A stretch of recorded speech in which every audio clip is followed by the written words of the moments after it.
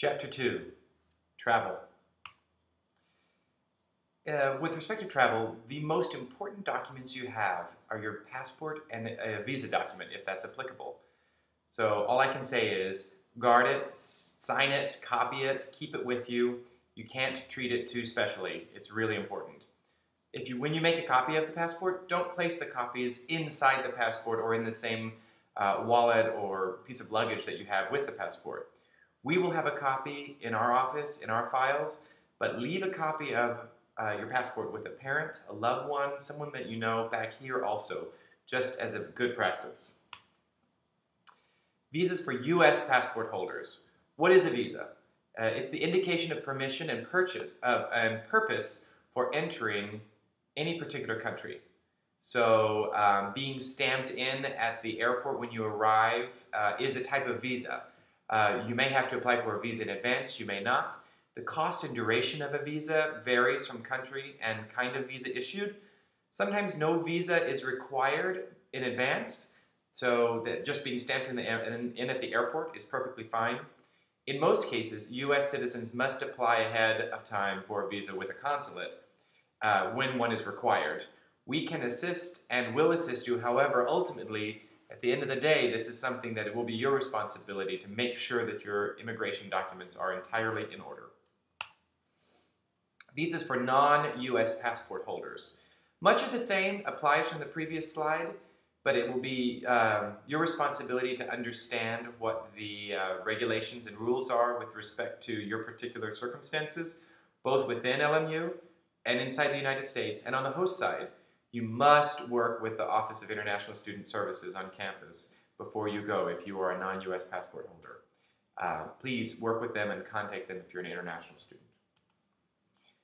Have emergency contacts for both LMU and the program leadership on your person. Have them with you. Leave copies with a family member or loved one back here. Carry copies of your passport, obviously again, somewhere else than just your than where you're keeping your passport. Scan copies and email them to yourself. It may seem a little bit neurotic, but it's not a bad idea to have them. The reason why we say this about making copies of your documents is in the event you lose or your passport or it's destroyed, the ability to replace a passport with a photocopy is a lot easier. Always review current regulations for carry-ons at www.tsa.gov. That's really important to make sure you know exactly what you're allowed to bring and how much when you get ready to go. You don't want to figure that out at the airport. Immigration and Customs. So some of you may have gone through Immigration and Customs before. Many of you have not. These procedures vary by country. You usually must present passport and necessary forms to an immigration officer first. So the first thing you'll go through is passport control. They may stamp it, they may not stamp it, they may look at every page, they may ask you questions. There may or may not be additional paperwork to fill out.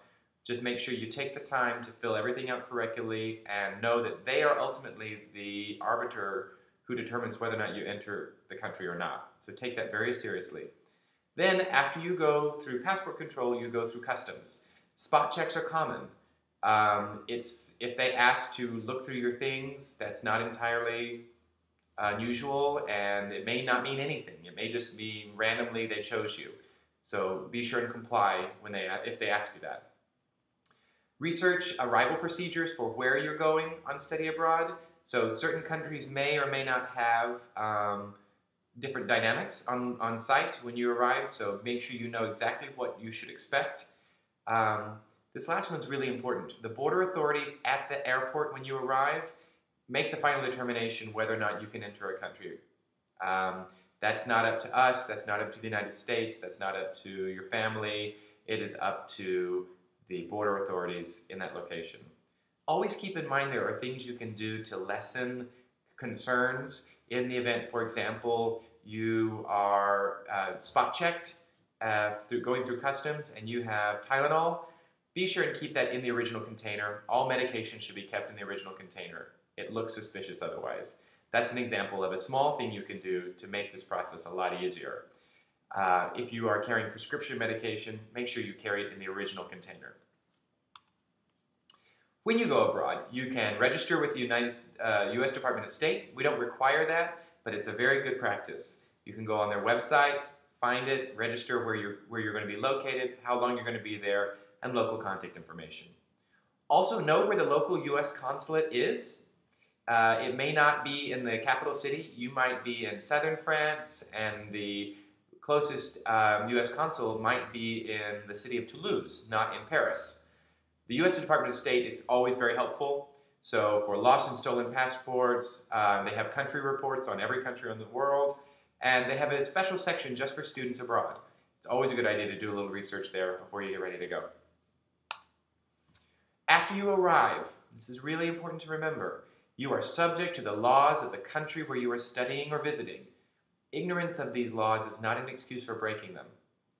Should you break these laws, depending on the circumstances, the government of the United States of America has limited capabilities to aid you.